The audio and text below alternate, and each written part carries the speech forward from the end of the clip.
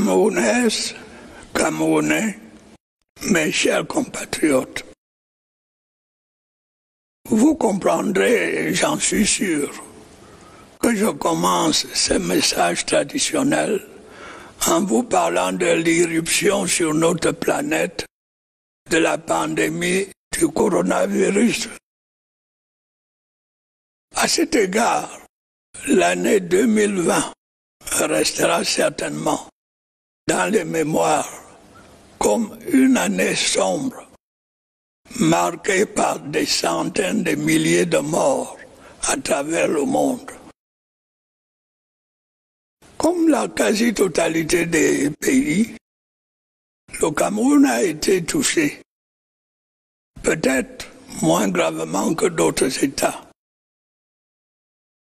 Malgré nos efforts, le Covid-19 a endeuillé de nombreuses familles et provoqué de graves difficultés dans le fonctionnement de notre économie et de notre société. J'ai saisi cette occasion pour saluer de nouveau le dévouement de nos médecins, infirmiers et de façon générale de notre personnel de santé, grâce auquel de nombreuses vies ont pu être sauvées et continuent de l'être. Il est peut-être trop tôt pour essayer de tirer les leçons de ce douloureux épisode qui d'ailleurs se poursuit. Est-il nécessaire de rappeler que l'actuelle pandémie n'est pas la première et que l'histoire nous a appris que des épidémies ont anéanti des populations entières. La plus récente s'étant déclarée au lendemain de la Première Guerre mondiale. Faut-il y voir la responsabilité de l'homme, coupable d'exploiter sans modération les ressources naturelles de la planète et de se livrer sans cesse à des conflits générateurs de massacres et de maladies, ainsi qu'à des expériences pour développer des armes nouvelles. La question doit, je crois, être posée. Et quelle que soit la réponse, c'est le mérite de notre époque d'avoir clairement soulevé le problème de la relation entre l'homme et son milieu naturel. C'était, me semble-t-il, l'objectif de la conférence de Paris sur le réchauffement climatique, dont les recommandations restent d'actualité. Quoi qu'il en soit, nous ne devons pas pour autant dormir sur nos lauriers. J'ai personnellement constaté que la plupart de nos concitoyens ne respectent plus les mesures de protection édictées par le gouvernement. Au moment où, partout ailleurs, l'on constate une deuxième vague de l'épidémie, couplée à l'apparition d'une nouvelle souche du virus plus contagieuse, je vous exhorte de nouveau à porter vos masques, à vous laver régulièrement les mains et à faire appel à un médecin ou à tout autre personnel de santé au cas où des symptômes apparaissent. C'est le seul moyen de préserver les vies et de freiner la propagation du virus. Mes chers compatriotes, l'attention que nous avons dû porter à la situation sanitaire ne nous a pas empêchés de nous consacrer aux autres tâches essentielles liées à la gestion de notre pays, c'est-à-dire assurer la sécurité et la paix sur toute l'étendue de notre territoire national, consolider notre processus démocratique, enfin poursuivre la réalisation de notre programme de développement sur les plans économiques, social et culturel. Depuis quelques années, notre pays fait face à des menaces venant de l'extérieur, notamment à notre frontière orientale et dans la partie septentrionale de notre territoire. Dans le premier cas, il s'agit de bandits de grand chemin, attirés par des proies faciles que constituent les paisibles éleveurs et leurs troupeaux. Dans le second, ce sont désormais des raids isolés de Boko Haram ou des tentatives d'attentats suicides confiées à des adolescents. La vigilance et l'action efficace de nos forces de défense et de sécurité ont fait diminuer sensiblement les actes de ces criminels.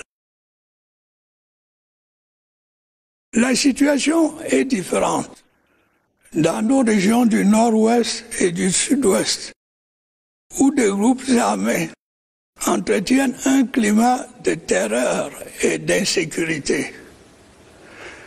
C'est ainsi que, périodiquement, ils attaquent des communautés isolées et également des établissements d'enseignement pour dissuader les parents d'y envoyer leurs enfants. La liste est déjà longue des exactions et des crimes qu'ils ont commis. L'un des plus odieux est celui qui a eu lieu récemment à Kumba et qui s'est soldé par la mort de 7 écoliers et des blessures infligées à plusieurs autres. Ce crime qui choque la conscience humaine ne restera pas impuni. Tous les coupables seront recherchés sans relâche et traduits devant la justice. D'ores et déjà, l'opinion publique, et particulièrement celle de nos 2 régions concernées, peut se rendre compte, si ce n'est déjà fait, que ces soi-disant sécessionnistes ne sont en réalité que des assassins, et qui plus est, des assassins d'enfants innocents. C'est peu dire que la tuerie de Kumba a suscité l'indignation générale. C'est le moment pour moi d'en appeler une fois de plus à la responsabilité des pays amis qui hébergent les commanditaires et des organisations qui financent et animent par divers canaux les bandes armées dans les régions du nord-ouest et du sud-ouest. Tous ceux qui, au terme des enquêtes, seront identifiés comme donneurs d'ordre ou complices de ces crimes odieux devront répondre de leurs actes.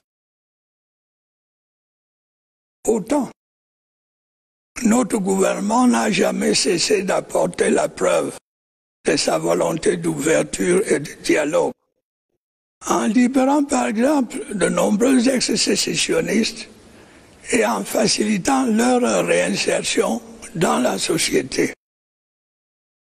D'autre part, après la tenue du grand dialogue national, il a accéléré la mise en œuvre d'une ambitieuse politique de décentralisation qui comporte notamment, pour nos régions du nord-ouest et du sud-ouest, l'accession à un statut spécial tenant compte de leurs spécificités et de leurs aspirations. J'exhorte de nouveau les jeunes enrôlés dans les bandes armées à sortir de brousse et à regagner les centres de désarmement, de mobilisation et réintégration DDR, afin de retrouver, comme leurs autres jeunes compatriotes, une vie normale. L'insécurité dans les régions du nord-ouest et du sud-ouest n'a que trop porté préjudice à notre pays. Notre démocratie permet l'expression pacifique de toutes les opinions, mais dans le respect des lois et règlements. Sinon, la paix et la stabilité seraient menacées. C'est le lieu de se féliciter de l'attitude patriotique de ceux de nos concitoyens du Nord-Ouest et du Sud-Ouest qui, non seulement coopèrent de plus en plus avec les forces de défense et de sécurité, mais aussi entreprennent de lutter courageusement contre ces bandes armées. Ils ont pris conscience que ces gens-là n'agissent pas dans l'intérêt des populations. Je voudrais également saluer ici la bravoure de nos forces de défense et de sécurité qui n'ont pas failli à leur devoir de protection de l'intégrité du territoire national, des personnes et des biens. Elles méritent le respect et la considération de tous. Je les encourage à persévérer et à demeurer une force républicaine respectueuse des droits humains. Par ailleurs, l'on doit regretter que quelques-uns de nos compatriotes, regroupés autour d'une personnalité dont les ambitions avaient été déçues lors de la dernière élection présidentielle, aient profité des difficultés sécuritaires et sanitaires pour tenter de susciter une insurrection, faussement appelée marche pacifique. Grâce à la maturité du peuple camerounais, ces marches ont heureusement été peu suivies. Est-il vraiment nécessaire de rappeler qu'en démocratie, l'accès aux responsabilités politiques est assuré par la voie des urnes et non par la rue, par certains médias ou par les réseaux sociaux. C'est précisément le cas au Cameroun où le processus démocratique se déroule selon les dispositions de notre Constitution et selon les règles fixées par nos lois. La période récente en a donné un bon exemple.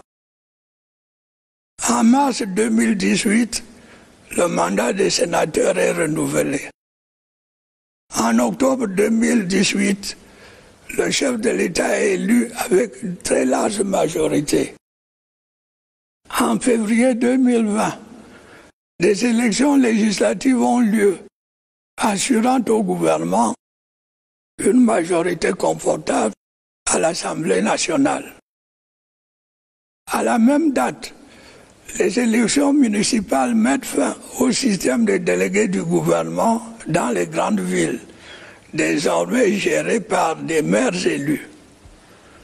En décembre 2020, les élections régionales viennent de compléter les dispositions prévues dans le processus de décentralisation.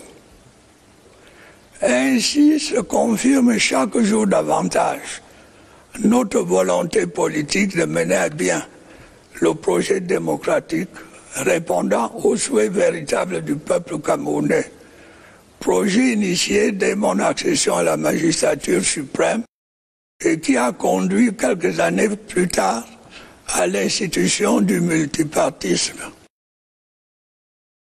À ceux qui critiquent les imperfections de notre démocratie, je réponds que nous n'avons eu que quelques décennies pour la mettre en place. Les grands pays démocratiques de leur côté n'y sont parvenus qu'au terme plusieurs siècles, marqués par des révolutions, des guerres civiles et même des épisodes de dictature. Pour ma part, je suis bien conscient de tout ce qui reste à faire. Mais j'ai la conviction que nous sommes sur la bonne voie et que bientôt nous pourrons tous être fiers de nos avancées démocratiques. Mes chers compatriotes,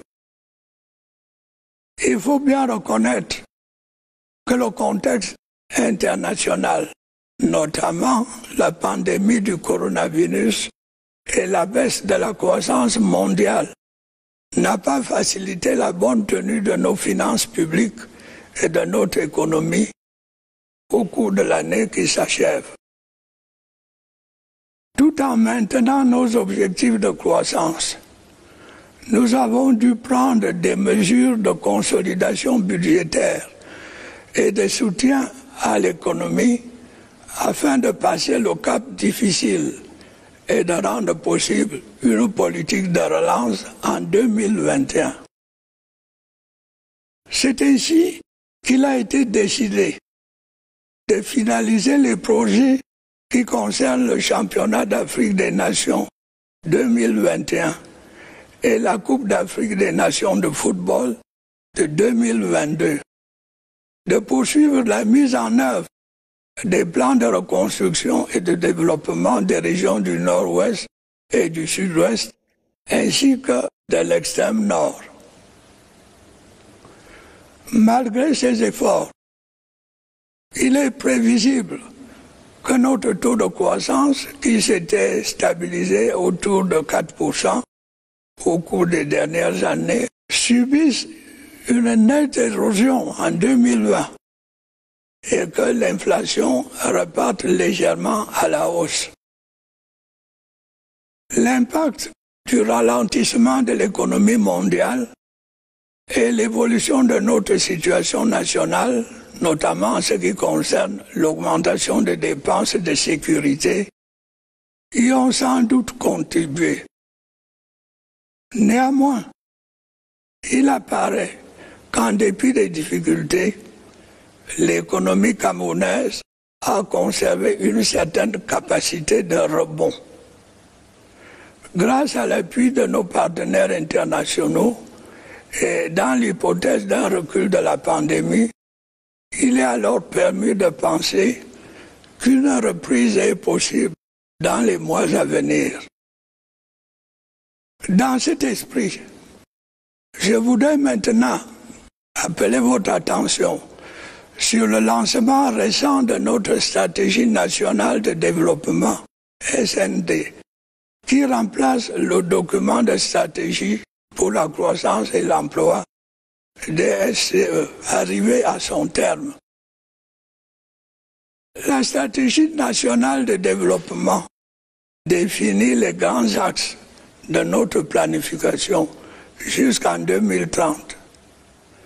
Ce document tire les leçons des expériences passées et fixe de nouveaux objectifs pour la décennie à venir, notamment une transformation structurelle de notre économie et un développement inclusif.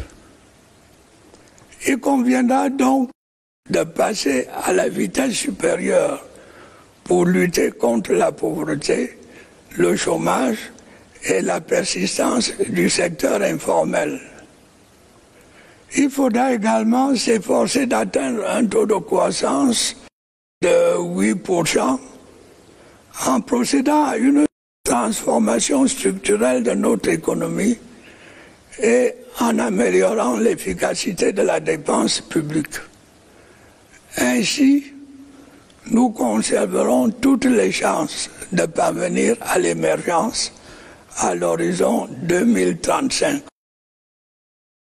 Bien entendu, nous poursuivrons par ailleurs la mise en œuvre de notre politique de développement social qui a été définie au début du septennat en cours, qu'il s'agisse de l'emploi des jeunes, de l'éducation, de la santé et de la famille. Telles sont, mes chers compatriotes, les grandes lignes de l'action que, malgré les difficultés, le gouvernement s'est employé à mettre en œuvre au cours des derniers mois et qu'il va poursuivre dans les prochaines années. Celles-ci seront cruciales pour notre marche vers l'émergence. J'ai la conviction que nous pourrons atteindre nos objectifs à condition que nous acceptions de faire les efforts nécessaires et d'entreprendre les réformes indispensables. Camerounaises, Camerounais, mes chers compatriotes, l'année qui s'achève n'a pas été une année facile. Nous avons dû relever de nombreux et importants défis. Nous devons rester, comme par le passé, unis et déterminés. Le peuple camerounais a toujours montré qu'il était à la hauteur des enjeux qui le concernent. Il faut s'en féliciter. Bonne et heureuse année à toutes et à tous. Vive la République, vive le Cameroun.